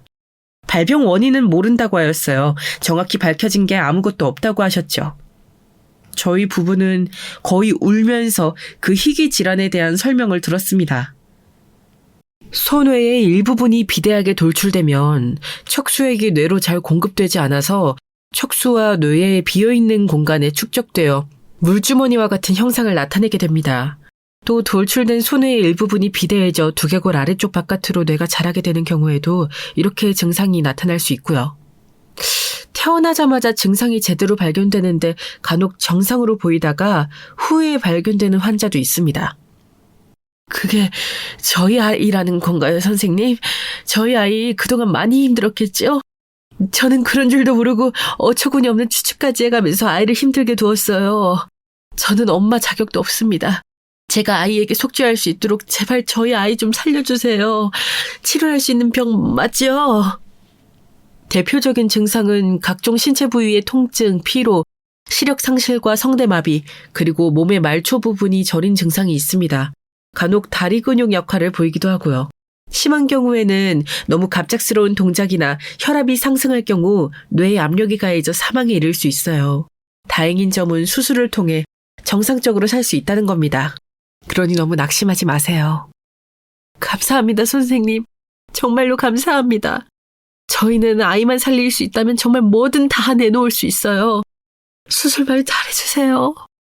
제가 말하는 동안 옆에서 남편은 눈물을 훔치며 연신 고개를 끄덕이고 있었지요. 낫기만 한다면, 살 수만 있다면 뭐가 문제이겠나요? 아이가 저희 곁을 영영 떠날 수도 있다는 생각이 잠시 들었을 때는 그야말로 죽고 싶었으나 수술을 하면 된다는 이야기를 듣고 나니 세상이 아름다워 보였습니다. 아이에게 말해주었어요. 걱정 말라고요. 아빠, 엄마만 믿으라고요. 그리고 나서 저희 부부는 현실을 마주해야 했습니다. 네, 돈이 문제였어요. 은행 대출 빚이 있는 상태였기에 추가로 대출을 받는다는 건 무조건 1금융권 밑으로 내려가야 하는 것이었습니다. 게다가 비참하였던 사실은 제가 당시에 신용불량자였어요. 왜냐하면 친정엄마가 제 명의를 가져다 쓰셔서 그리 만드셨거든요. 그런 마당인데 친정 식구들에게 손을 벌린다는 건 아예 상상조차 안 되었습니다. 저희 부부는 머리를 싸맨 끝에 아주버님과 형님을 찾아뵙기로 하였어요. 먼저 전화를 드렸었죠. 남편이 자기 형하고 하는 통화를 옆에서 제가 들었습니다. 형, 잘 지내지? 다름이 아니라 형하고 형수님한테 부탁을 좀 하고 싶은 게 있어서 그러는데 전화로 할 이야기는 아닌 것 같고 주말에 잠깐 볼 수 있을까? 우리가 갈게. 우리라니? 재수 씨하고 온다는 거야? 왜? 그냥 지금 말을 하지 그래. 아니, 지금 말하기는 좀 그런데 우리 도영이 있잖아. 아픈 지 벌써 오래됐는데 원인을 못 찾아서 한참 헤매고 있었던 거 형도 알지? 그거 관심 받고 싶어서 꾀병 부렸던 거 아니야? 도영이가 네 친자식은 맞나 보다. 어쩜 그렇게 아빠하고 아들이 닮았냐? 나약해 빠져선 잔머리만 얄밉게 살살 굴려다니는 게 아주 똑 닮았네. 잔머리라니 형은 무슨 말을 그렇게... 아니, 지금 이럴 게 아니고 우리 도영이가 희귀 질환을 앓고 있대. 수술을 하면 정상적으로 살 수 있지만 수술 못 받으면 목숨까지도 위험할 수 있어. 뭐? 희귀 질환? 어쩌다가 어린애가 그런 걸 앓게 된 거야. 그래서 뭐 하자는 건데? 설마 수술비 마련하려고 연락한 건 아니겠지? 형, 이게 수술비가 생각보다 너무 막대하다. 그런데 지금 나도 그렇고 도영 엄마도 그렇고 신용카드 할부조차 쓸 수 없는 상황이야. 수술비 대달라고 안 해. 다 빌려달라고도 안 해. 그냥 형이 지금 형편이 되는 만큼 조금이라도 빌려줄 수 있을까? 우리가 정말 되는 대로 다달이 바로 갚을 수 있어. 참나, 기가 막혀도 이렇게 막힐 수가 있나. 하나뿐인 자기 자식이 희귀질환에 걸려서 수술을 해야만 살 수 있는 상황인데 돈 한 푼이 없어서 이러고 있는 네 꼴을 봐라. 네가 살아온 인생이랑 고작 이 정도 되는 것이고 너는 고작 그 정도의 부모밖에 안 된다는 거야. 옆에서 듣는데 그 대목에서 정말 울컥하더라고요. 감정이 올라오는 게 아니라 진짜 피가 솟구치는 느낌이었어요. 사이코패스 아닌가 싶었습니다. 자식 수술비를 마련하려고 발버둥 치는 사람을 향해서 그게 어디 할 소린가요? 게다가 자기 친동생이고 아픈 아이는 자기 친조카인데도요. 제가 분노와 서름에 찰 눈물을 흘리며 전화기를 낚아채려고 했는데 남편이 말려서 차마 그러지 못했습니다. 최대한 좋게 참으면서 아주버님을 어떻게든 회유를 하면서 통화를 마무리하더라고요. 저는 그런 남편이 순간적으로 원망스러웠지만 전화기를 내려놓은 남편의 처절한 표정을 보고 제가 잘못 생각했음을, 제가 오히려 잠시 어리석었음을 인정하였습니다. 아픈 자식 앞에서 그깟 자존심이고 체면이고 다 무슨 상관인가요? 남편이 옳은 것이었죠. 지금 붙잡을 수 있는 동아줄이라곤 아주버님과 형님밖에 없는 실정이었는데 더럽고 치사해도 비위를 맞추면서 수술비를 마련하는 게 정답이었습니다. 그게 저희 부부가 해야 할 일이었어요. 아주버님께서는 마지못해 말씀해 주신다는 듯이 고민 좀 해보고 답을 주신다고 하였지만 그 다음 날이 되어도 연락은 오지 않았습니다. 전화를 하자 아예 안 받으시더라고요. 그때 심정이 정말 하늘이 무너지는 것 같았네요. 주말이었기에 남편하고 저는 각오를 다진 채로 두 분을 찾아갔습니다. 으리으리하지는 않아도 고즈넉하고 기품이 넘치는 아담한 단독주택이었죠. 그 앞에 당도한 것만으로도 약간은 기가 죽는 기분이 들었으나 아이 생각을 하면서 용기를 내어 안으로 가보았습니다. 그러자 앞마당에서 꽃을 다듬고 계시던 형님이 보였어요. 꽃 줄기를 가위로 자르시다 말고 저희 부부를 발견하시고는 즉각 헛웃음을 터뜨리셨습니다. 쓰고 계시던 챙이 넓은 모자를 휙 벗어던지시더니 딱 이렇게 말씀하셨어요. 야, 웬 거지 새끼들이 염치도 모르고 끝내 동략을 하러 왔네. 뇌에서 그 말이 인지가 되는 것보다도 주먹이 쥐어지는 게 더 빨랐던 것 같습니다. 단전에서부터 분노가 끓어올랐죠. 그것은 남편도 마찬가지였는지 옆을 슬쩍 보니까 아랫입술을 꼭 깨물고 있더군요. 저는 심호흡을 크게 한번 하고 남편을 향해 내가 나서겠다는 눈빛을 전달한 뒤 형님에게 혼자 가까이 갔습니다. 형님, 그렇게 말씀하시면 서운합니다. 아주버님을 통해 다 들으셨지요. 생판 남을 도와달라고 저희가 이러는 게 아니잖아요. 저희 도영이 아주버님의 하나뿐인 친조카이고요. 형님의 하나뿐인 시조카 되는 아이예요. 수술만 하면 정상적으로 살 수 있다는데 이걸 외면하실 건 아니시죠? 염치 없이 부탁드리는 건 정말 죄송합니다. 하지만 지금 이럴 수밖에 없는 저희 심정도 좀 헤아려 주세요. 무조건 최우선으로 빌려주시는 돈을 갚겠습니다. 허리띠 졸라매고 살더라도 그 돈부터 갚을게요. 은혜 잊지 않을 겁니다.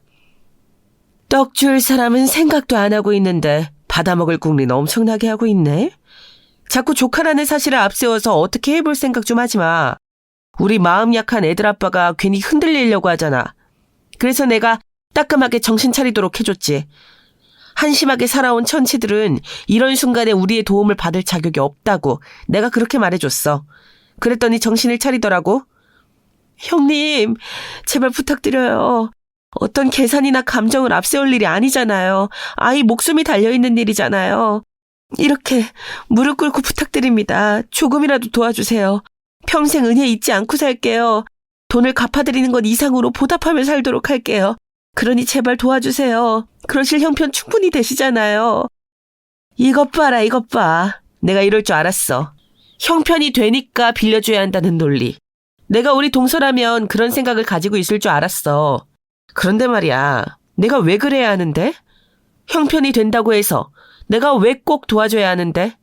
다 큰 어른들이고 책임질 수 있다고 생각해서 애를 낳았으면 죽이 되든 밥이 되든 본인들이 해결을 봐야 하는 거 아니야? 하나부터 10까지 잘난 것 하나 없고 멍청하고 무지하고 자식에게 물려준 재산이라곤 억척스러움밖에 없을 것 같으면 애를 낳아서 키우지를 말았어야지. 감정에 호소하면서 구질구질하게 굴지 마. 나는 있지, 두 사람을 안 도와주는 게 바로 두 사람을 도와주는 거라고 생각해. 그래야 정신 차리고 똑바로 산다니까. 지금 만약에 내가 두 사람을 도와주잖아. 그러면 앞으로도 두 사람은 무슨 위기가 닥칠 때마다 무릎 한번 꿇고 말지 뭐 라고 생각하면서 살 거야. 딱 그 정도 수준들이니까. 말문이 턱 막혔습니다. 정원 바닥에 꿇은 무릎보다도 가슴이 말도 못하게 아팠습니다. 제가 무슨 표정을 짓고 있었는지, 그때 무슨 생각을 더 하고 있었는지 모르겠어요. 남편이 다가와서 저를 일으키려고 애를 썼는데 제가 마치 온몸에 힘이 빠진 사람 마냥 일어서지를 못하고 그저 멍하게 그대로 있었다는 사실만 명확하게 남아있습니다. 형님께서는 그런 저희 부부를 향해 이만 꺼지라며 눈살을 찌푸리고 계셨어요. 그 표정을 보고 나서야 저는 남편의 부축을 받으며 힘겹게 몸을 일으켰습니다. 바로 그때 집안에서 누군가 나왔어요. 다름 아닌 아주버님이셨지요. 제 옆에서 남편이 어딘가 반갑다는 목소리로 외쳤습니다. 형, 역시 집에 있었구나. 우리 왔어. 형수님께 부탁을 드려보고 있었는데 지금 얘기가 잘 안 되어서. 형, 근데 형이라면 우리한테 기회를 줄 거지? 안에서 지켜보고 있었는데 왜 이렇게 끈질기게 안 가나 싶어서 나와본 거야. 이만들하고 제발 그냥 좀 가. 형, 아무리 그래도 우리는 형제잖아. 어떻게 이렇게까지 매정할 수가 있어. 형은 우리 도영이가 정말 이대로 잘못된다고 해도 아무렇지 않은 거야? 사람이 어떻게 친가족한테 이렇게까지 냉정해질 수 있어? 형이 이 정도의 사람이었구나. 진짜로 매정하고 냉정한 건 바로 우리 부모님이야. 아버지하고 어머니라고. 나는 늘 뭐든 알아서 잘 해내고 기대에 부응해드려야 하는 장남이었지만 너는 아무것도 하지 않아도 되었지. 나는 늘 엄한 부모님의 모습만 보면서 지독한 압박감 속에서 살았지만 너는 그런 것 따윈 몰랐잖아. 지금 그런 얘기가 왜 나와? 그리고 나야말로 집에서 늘 외롭고 힘들었어. 아무도 없는 집에서 혼자 밥 먹고 시간 보내고 내가 얼마나 외로웠는데. 형은 어떻게 형 생각만 해? 그래! 난 내 생각만 한다. 그래서 너한테 빌려줄 돈은 먹고 죽을래도 없어. 됐냐? 이제 알았으면 이만 썩 꺼져! 남편이 이 현실을 믿을 수 없다는 듯 망연자실하게 못 박혀 서 있었고 저는 뜨거운 눈물을 흘리며 그런 남편을 잡아 끌었습니다. 이만 가자는 신호였는데 그걸 어떻게 받아들인 건지 형님께서는 벼랑간 정원에 물을 뿌리는 호스를 집어들더니 수도꼭지를 돌리셨어요. 그러더니 저희 부부를 향해 물을 쏘아대셨지요. 난데없는 물벼락이 쏟아졌습니다. 제발 좀 가라 이 인생의 낙오자들아. 죽이 되든 밥이 되든 그건 스스로 알아서 좀 하고 살아. 저희 부부를 향해 내지르신 그 말씀 비수가 되어서 가슴에 꽂혔습니다. 거의 물줄기를 피해서 도망을 치듯이 그곳을 빠져나왔어요. 멍하게 길을 걸으며 저희 부부는 이미 젖어버린 얼굴을 핑계대고 눈물을 줄줄 흘렸습니다. 무슨 말이 더 필요했을까요? 이보다 더 비참하고 서글플 수는 없었네요. 가난이 죄지. 그래, 가난이 죄야. 내가 당신에게 면목이 없어. 우리 도영이한텐 너무 미안해서 내가 어떻게 해야 할지도 모르겠어. 하늘이 무너져도 솟아날 구멍은 있다고 하잖아. 어떻게든 될 거야. 사채를 쓰든 뭘 하든 우리 자식부터 살리고 보자. 어떻게든 돈을 갚고 나면 또 어떻게든 사라지겠지. 그런데 생각 없이 닥치는 대로 살진 않을 거야, 여보. 나 지금 이 처절한 순간에 대고 맹세할게. 오늘의 이 수모, 나는 죽는 날까지 절대 잊지 않을 거야. 복수를 할 수 있다면 반드시 복수를 할 거야. 그때가 되어서 행여나 나 말릴 생각은 추호도 하지 마. 나 역시 마찬가지야. 결코 오늘을 잊지 않고 이 악물고 살아갈 거야. 당신에게, 우리 도영이에게 한 줌 부끄럽지 않은 남편이자 아빠가 될 수 있도록 나 앞으로 죽도록 노력하면서 살 거야. 돈 앞에서는 사람이 바닥까지 무력해질 수 있다는 걸 이번 일로 깨달았어.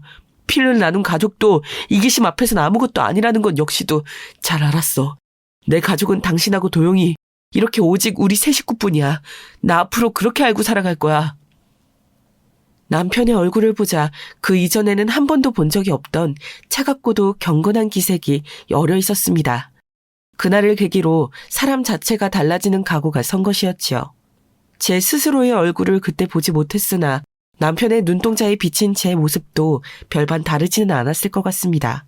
곤히 잠든 제 아이의 손을 가만히 잡은 순간 저는 그 어느 때보다도 머릿속이 차가워졌거든요.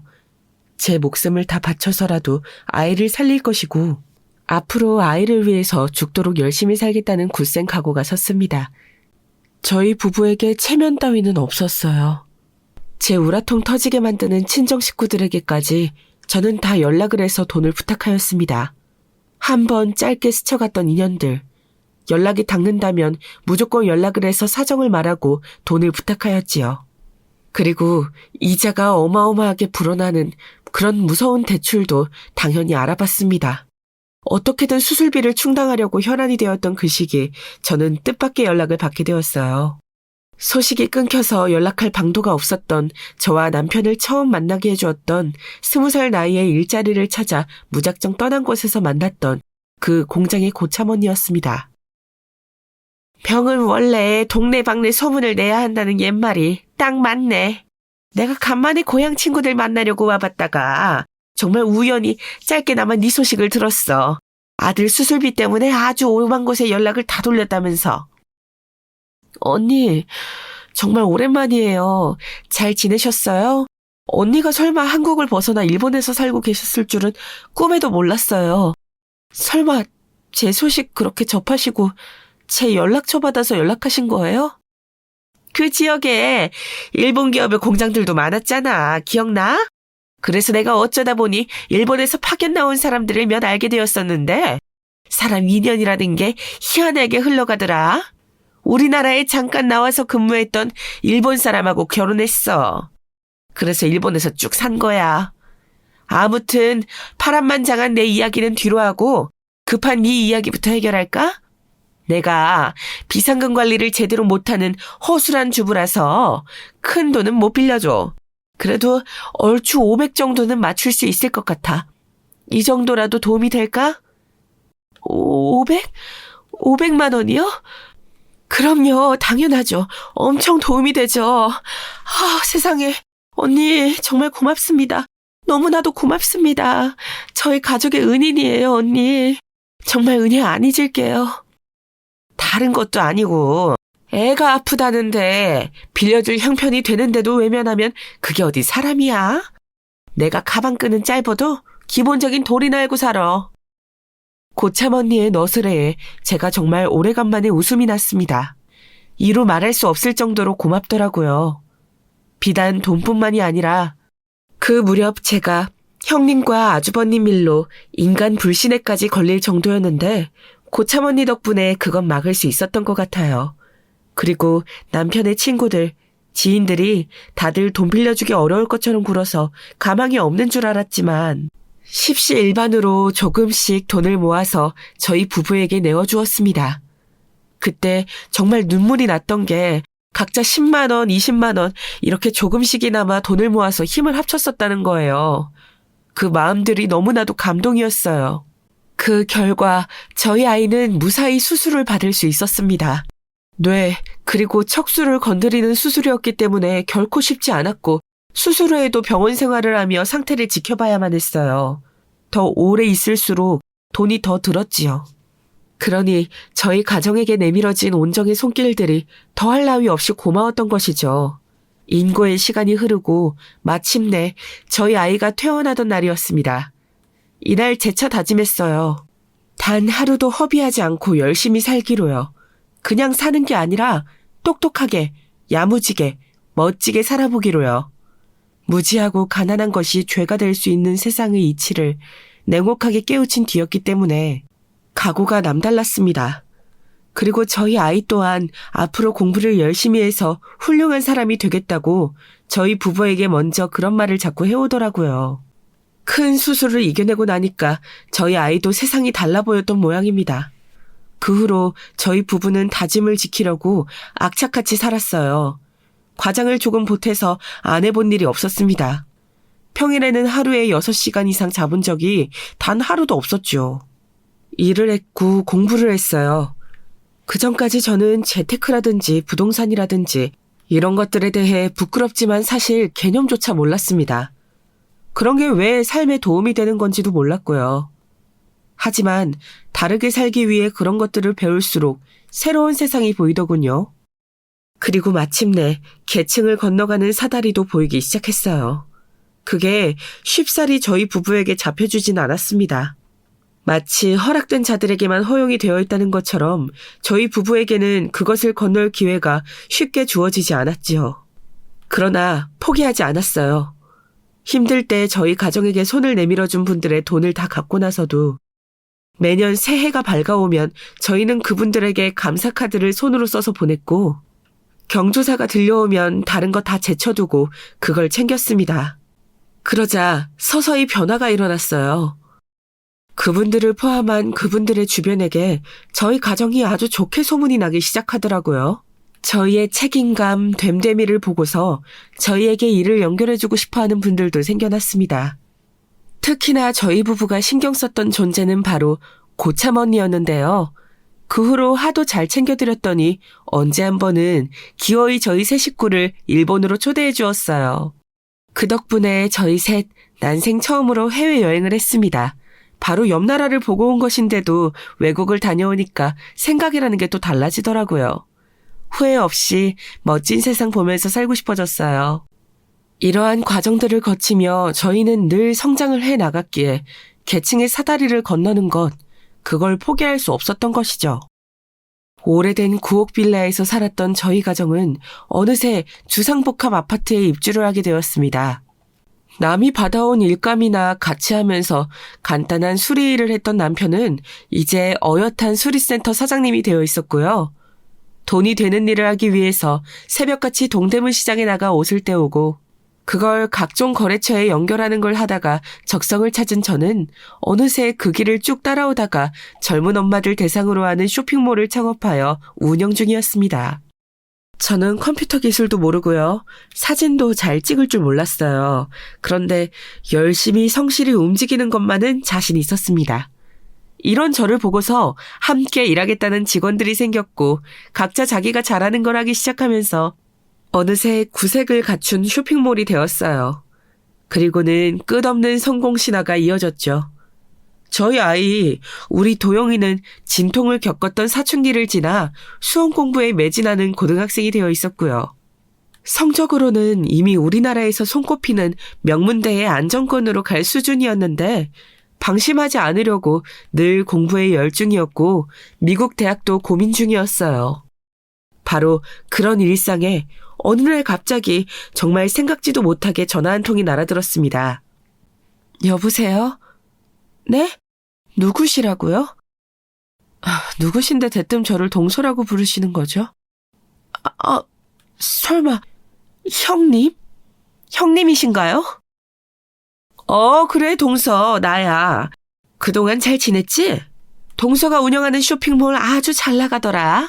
덕분에 동서 근황을 내가 알 수 있었지 뭐야. 연락처도 거기 통해서 어찌저찌 하다 보니까 알게 되었고. 네, 알겠습니다. 별로 안 궁금한 이야기 안 해주셔도 되고요. 그런데 무슨 일이세요? 용건이 있으시니까 이렇게 연락 주신 걸 텐데요. 아우 섭섭해라.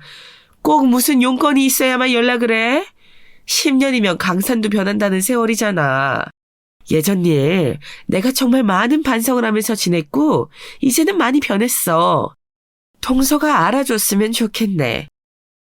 무슨 일이라도 있으신 거면 들어드릴까 했는데 아니라고 하시니 그럼 이만 끊을게요. 동서! 잠깐만.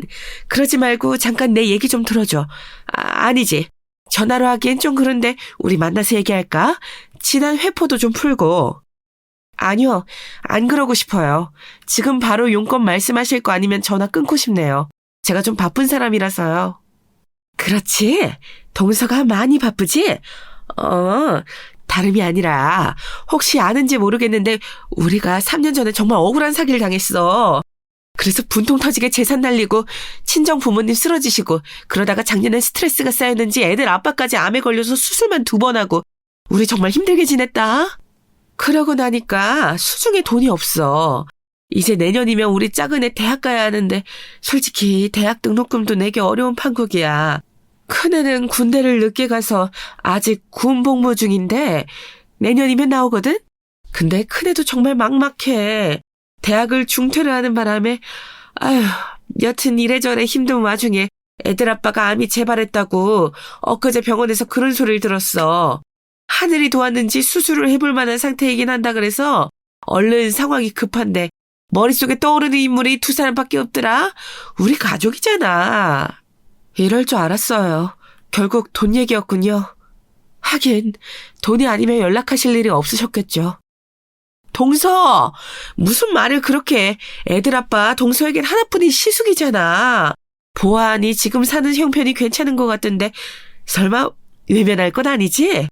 예전에 우리 부부는 미성숙해서 실수를 저질렀다지만 2사람은 우리보다 나으니까 그러지 않을 거라고 믿을게. 글쎄요. 저희도 생각보다 그렇게 성숙하진 않아서요. 말씀하시는 것들이 별로 와닿지가 않네요. 어쨌든 저 혼자 결정할 일은 아니니까 의논 좀 해보고 연락드리겠습니다. 그래, 동서. 기다릴게. 지금 상황이 좀 많이 급하니까 오늘이나 내일 중으로 연락 좀 부탁할게. 저는 전화를 끊고 나서 온몸에 소름이 훅 끼쳐왔어요. 정확히 10년이나 지나 있었습니다. 딱 10년 후에 저희 부부와 아주버님 형님의 부부의 위치이며 상황이 뒤바뀌어 있었던 거예요. 그 순간 머릿속에 신은 있다라는 생각부터 들더군요. 이 순간을 위해 지난 세월 쉬지 않고 달려온 것이라는 확신 또한 들었습니다. 그날 저녁 남편과 이 이야기를 나누었어요. 그러자 남편이 눈을 지그시 감고 깊은 상념에 잠긴 듯 한참을 가만히 그렇게 있더군요. 제가 전달한 내용을 속에서 곱씹듯이 말이에요. 이윽고 남편이 눈을 뜨며 말했습니다. 내가 사랑하는 친형, 이미 애저녁에 죽었어. 내 기억 속에 묻혀있고 나는 지금 속으로 우리 형을 애도한 참이야. 지금 아직 살아있고 죽을 수도 있다면서 돈 달라고 하는 그 사람은 우리 형 아니야. 나에게는 이제 형이 없어. 당신 뜻 알아들었어. 내가 조용히 마무리할게. 남편이 진실로 그 속까지 매정할 수 없는 사람임을 저는 알았습니다. 그래서 그냥 저 혼자 마무리를 짓기로 했어요. 남편이 형님이나 아주버님을 상대하다간 훗날 죄책감을 가질 수도 있다고 생각하였거든요. 나쁜 역할을 자초한 저는 엄청나게 찍힌 형님에게 걸려온 부재중 표시를 보며 쓰게 웃었습니다. 그리고 다음 날이 되어서야 다시 걸려온 연락을 받았지요. 동서, 왜 이렇게 연락이 안 돼? 초조해서 죽는 줄 알았잖아. 그래서 어떻게 하기로 했어? 우리 도와줄 거지? 돈을 다 대달라는 게 아니야. 그냥 급한 불만 좀 끌 수 있도록 해줬으면 하는 거야. 우리가 그 정도로 염치 없진 않아? 애들 아빠도 지금 숨이 너무 가빠서 어제부터 호흡기 달고 있어서 통화를 못하는 것뿐이지. 직접 부탁을 하고 싶어 해. 너무 간절하고 예전 일에 너무 미안한 마음뿐이야. 미안해 하시면 옛날 그때가 없던 순간이 되나요? 형님, 어떤 상처는 영원히 지워지지 않는 것 같아요. 마치 낙인처럼 박히더라고요. 그 어떤 걸로도 덮이지 않고 낫지도 않아요. 동서, 이러지 마. 나 같은 사람이 이렇게 부탁하는 걸 보면 모르겠어? 너무 절박한 상황이란 말이야. 매몰차게 나와선 안 돼. 피는 물보다 진하다잖아. 가족끼리 이러지 말자. 상처받은 관계는 결국 회복되기 마련이잖아. 회복이라니 잘 모르겠어요. 몸에 생긴 멍은 곧 없어지지만 마음에 생긴 멍은 좀처럼 지워지지가 않네요. 솔직히 말씀드릴까요? 멍든 마음 같아선 두 분께 희망 고문을 안겨드리고 나서 뒤통수를 치고 싶은 심정이에요. 그런데 그건 인간적으로 너무 잔인한 것 같아서요. 처음부터 돈 못 드린다고 딱 잘라 말씀드리는 거예요. 여유도 있는 사람들이 대체 왜 이래? 복수심에 이러는 거야? 아무리 우리가 미워도 우리 애들 동서의 시조카들 우리 애들 봐서라도 이러면 안 되지. 형님도 그때 여유 있으셨잖아요. 그리고 형님 자식들보다 그때 저희 도영이가 훨씬 더 어렸어요. 그거 잊지 마세요. 그런데요, 형님. 지금 제가 문득 궁금해진 건데 저희 부부에게 그렇게나 매몰차게 구실 배짱, 용기 그런 게 다 어디서 나셨던 거예요? 그날 이후로 악몽은 안 꾸셨어요? 저는 그때 당했던 사람으로서 그냥 되갚아드리는 걸 하는 것만으로도 지금 가슴이 뻐근해질 정도로 기분이 불쾌해서 미칠 것 같거든요. 도와달라고 누가 내 미손길 쳐내고 거절하는 거 이거 정말 못할 짓인데 형님은 어쩜 그렇게 그때 태어나게 잘 도와셨어요? 타고나신 건가요? 저도 그간 많이 독해졌다고 생각했건만 형님 발치에는 못 따라갈 것 같습니다. 그럼 잘 지내세요. 어떻게 사실지 궁금하지 않으니까 앞으로 어떤 연락이든 안 주셔도 됩니다. 전화를 끊었을 때 형님의 울부짖는 소리가 들려왔던 것 같아요. 저는 조금 떨리는 손으로 그 번호를 차단했습니다. 그날 밤 늦게까지 공부를 하다가 잠든 아이의 방을 확인하고 나서 저희 부부는 조용히 작은 등 하나만 켜놓은 부엌에서 술잔을 기울였어요. 많은 상념들이 그 술에 섞여 있었고 저희 부부는 많은 대화를 나누는 대신 그저 서로의 술잔을 채워주었습니다. 복잡한 감정들은 그 술에 털어버리려는 듯 말이지요. 애써 아무 생각 안 하고 지내려 하였어요. 그러다가 2달 뒤 아주버님의 부고를 들었습니다. 결국 그때 수술을 받으셨는데 예후가 좋지 못했고 금세 돌아가신 것이죠. 빚만 남겨졌다는 후문을 함께 접하였네요. 형님께서는 먼 지방으로 내려가신 듯 했습니다. 고3 수험생인 작은 애를 데리고 그런 선택을 하셨더라고요. 더 알아보진 않았어요. 거기까지가 가족이 돼 가족이라 할 수 없는 사이에 그어진 경계선 같았기 때문입니다. 그 후로 시간이 다시 꽤 흘렀어요. 저는 지금 여유로운 일상을 영위하고 있지만 때때로 마음에 든 멍자국을 문지르며 사색에 잠기곤 하네요.